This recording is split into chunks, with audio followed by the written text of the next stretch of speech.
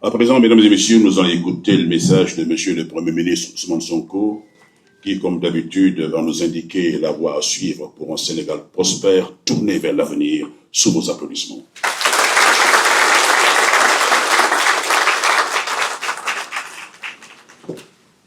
Merci beaucoup. Monsieur le ministre secrétaire général du gouvernement, Madame la secrétaire d'État auprès du Premier ministre, chargée des relations avec les institutions, et Mesdames et Messieurs les collaborateurs, chers invités, Mesdames les femmes. Donc nous sommes là, ravis d'être là aussi, en tant que chef du gouvernement, et pour partager avec vous cette journée. Tout à l'heure, mon assistante est passée, et je lui ai dit, c'est une coïncidence que je sois habillé en blanc. Je ne savais pas que vous seriez tous habillés en blanc. C'est simple, une coïncidence. Et je lui ai dit, quel est le programme? Elle me dit, on a 3 ou 4 panels. Je lui ai dit, mais vous, un jour ouvrable. Au lieu d'aller travailler, c'était hier la journée sans réalité. Donc, allez travailler, vous êtes là à faire des panels. Ça veut dire que toute la journée aujourd'hui, vous n'allez pas travailler. Je suis donc ravi d'être là, de partager ces quelques minutes. Malheureusement, à partir de 10 heures, nous avons une réunion de l'autre côté au palais.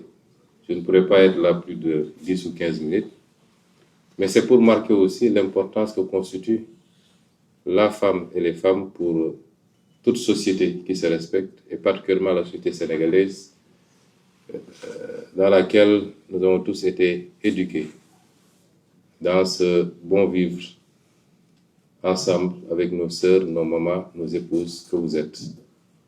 Et nous tenons à perpétuer cette tradition.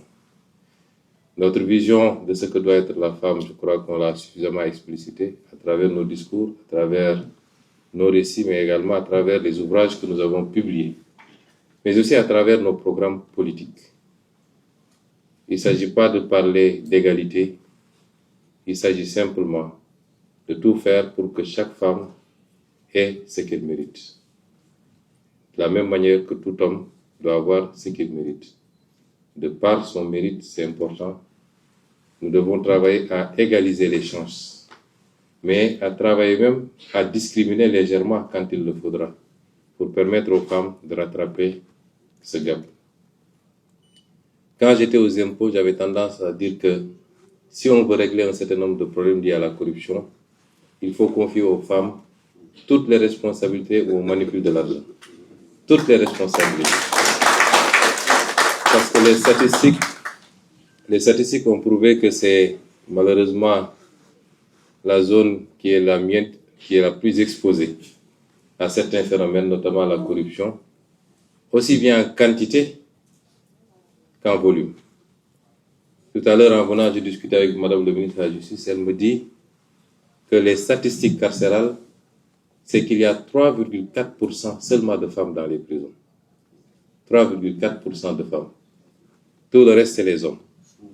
Ça veut dire que les femmes respectent beaucoup plus la loi et les règles de la société. Et c'est pourquoi aujourd'hui, si on veut bâtir un pays, on ne peut pas le faire sans les femmes.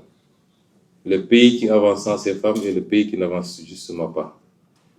Et c'est pourquoi nous allons continuer à travailler, à poser des mesures concrètes.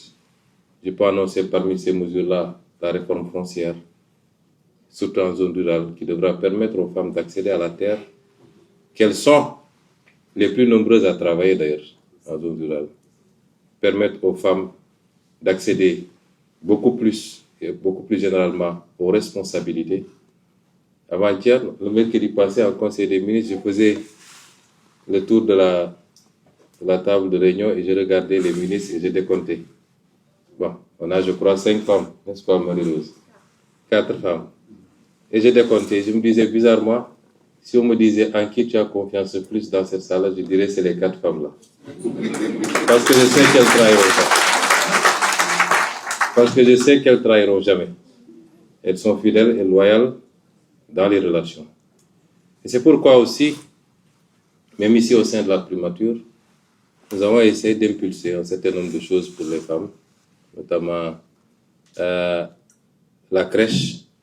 J'avais demandé à Mme Barelgué, ma conseillère, de faire le travail. Elle l'a fait, le devis. On a identifié le local en bas qui devra abriter cette crèche, qui certainement dépassera le cas de la primature, peut-être tous les fonctionnaires de la zone. Parce qu'une femme qui a son enfant à côté travaille dans des conditions de sérénité, plutôt que de se dire qu'est-ce qui se passe à la maison. Pouvoir descendre peut-être chaque 2 heures de temps, chaque 3 heures de temps, à l'été, ça rassure et ça permet à cette femme d'être plus performante également. À côté d'ailleurs de l'infirmerie qu'on est en train de mettre en place et de la salle de sport que je vous invite à pratiquer. Je suis souvent content quand j'appelle Mme Yacine Fall vers 20h.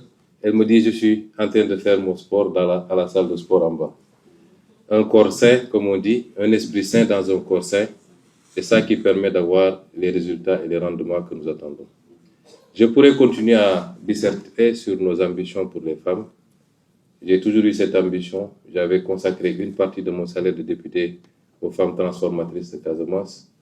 Et nous vous souhaitons le meilleur. Que vous soyez à la pointe de ce travail de révolution et de développement de notre pays. Que vous soyez ces linguères qui ont été célébrées avant-hier justement dans le Wallo. Que vous soyez les Aline Sitoé, mais que vous ne soyez pas seulement des faire-valoir quand il le faut. Et c'est ce que nous souhaitons pour toutes les femmes. Je voudrais terminer mon propos par vous féliciter tous et vous remercier pour le travail que vous abattez. Je pense qu'on a dépassé maintenant l'ère où, dès que vous parliez d'une femme dans la fonction publique, on vous disait qu'elles sont là pour se maquiller. Aujourd'hui, parmi les plus performantes figurent les femmes. Et nous voyons le résultat de ce travail tous les jours. Donc, je vous félicite tous. Je fais une mention spéciale à mes assistantes, Mme Top et Mme Saré, et particulièrement Mme Saré, avec laquelle je suis depuis presque maintenant 22 ans, depuis les impôts. Une femme dévouée, loyale, compétente. Et je voudrais lui rendre hommage et à travers elle, vous rendre hommage à tous, à toutes, et vous souhaiter une très très bonne fête de 8 mars, que ce soit une fête qui ouvre les portes du progrès, du progrès pour les femmes, de toutes les femmes du Sénégal et toutes les femmes du monde, du rehaussement de votre place dans cette société, aussi bien dans les foyers que sur le champ du travail. Je vous remercie.